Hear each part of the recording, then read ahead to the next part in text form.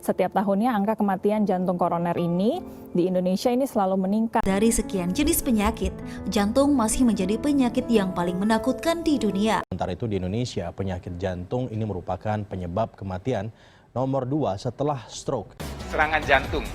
Mendengar kata ini tentu ada takut, ngeri, karena serangan jantung biasanya berujung dengan kematian. Penyakit jantung koroner adalah penyakit di mana ada penyempitan atau hambatan pada arteri koroner, yaitu pembuluh darah yang membawa darah dan oksigen ke jantung.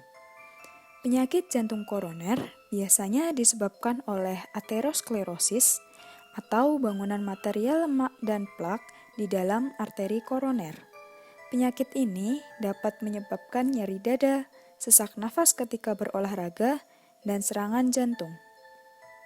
Risiko penyakit jantung koroner meningkat dengan riwayat penyakit jantung koroner pada keluarga sebelum usia 50 tahun, usia menua, merokok, tekanan darah tinggi, kolesterol tinggi, diabetes, kurang berolahraga, dan obesitas.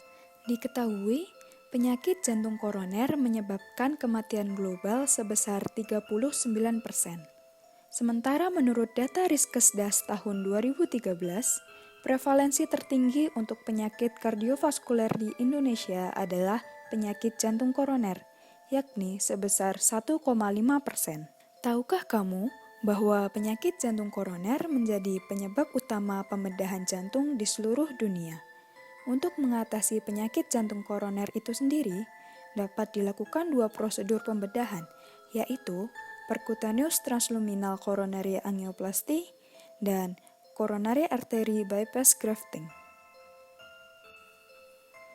Coronary artery bypass grafting atau biasa dikenal dengan the cabbage procedure menawarkan pendekatan bedah untuk revaskularisasi vena dan arteri dari bagian tubuh lain pada pasien yang kemudian dicangkokkan ke arteri koroner untuk meningkatkan suplai darah.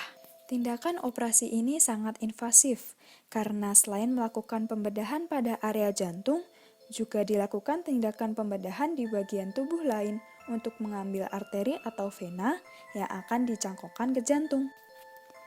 Jumlah tindakan operasi CABG cukup tinggi. Namun, menurut hasil penelitian dari University of California pada tahun 2019, tindakan operasi bypass ini memiliki efek samping seperti rasa tidak nyaman atau gatal di tempat insisi, pembengkakan pada area di mana arteri atau vena diambil untuk pencangkokan, nyeri otot atau kekakuan di bahu dan punggung belakang, kelelahan, perubahan emosi secara cepat atau depresi, masalah pada tidur atau kehilangan nafsu makan, konstipasi, serta nyeri dada di daerah sekitar insisi tulang dada. Berawal dari masalah tersebut, kami menawarkan solusi berupa 3D bioprinting untuk mencetak pembuluh darah yang dapat dicangkokkan ke jantung pasien tanpa melakukan tindakan operasi pembedahan lagi yang invasif. 3D bioprinting merupakan teknik enkapsulasi dengan sel dan dicetak ke dalam struktur kisi atau anyaman dengan mengkombinasikan pendekatan hydrogel yang mempermudah penyusunan bentuk dan ukuran jaringan. Bahan baku dari 3D bioprinting ini berasal dari stem cell. Stem cell sendiri merupakan sel yang memiliki potensi luar biasa untuk berkembang menjadi berbagai jenis sel dalam tubuh selama awal kehidupan dan pertumbuhan. Pada kasus ini, stem cell yang akan diproses secara laboratorium yaitu stem cell darah yang berasal dari darah pasien langsung agar spesifikasi sel diharapkan generik. Desain alat 3D bioprinting yang kami bangun terdiri dari 4 pokok sistem, yaitu bioink nozzle, sistem penggerak, penyimpan pembuluh darah, dan environment 3D bioprinting. Bioink nozzle berfungsi sebagai alat luaran untuk mencetak bioink yang telah dibuat sebelumnya.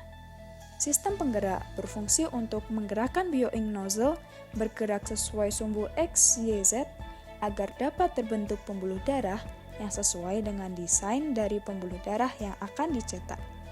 Penyimpan pembuluh darah berfungsi sebagai penyimpanan pembuluh darah ketika proses percetakan hingga proses sebelum operasi dilakukan.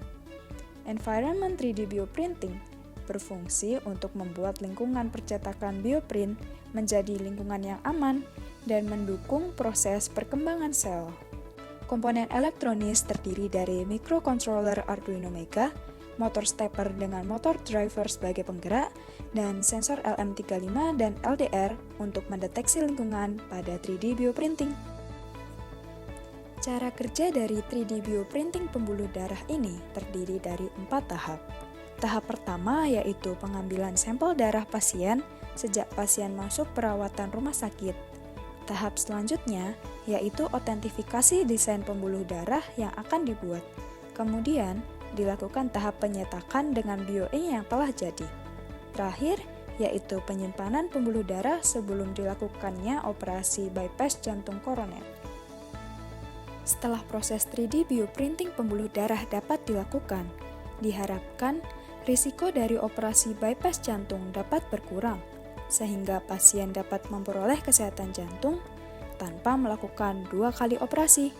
Selain itu juga, pembuluh darah yang akan dipasang pada jantung sesuai dengan ukuran dan sesuai dengan sel yang ada pada pasien.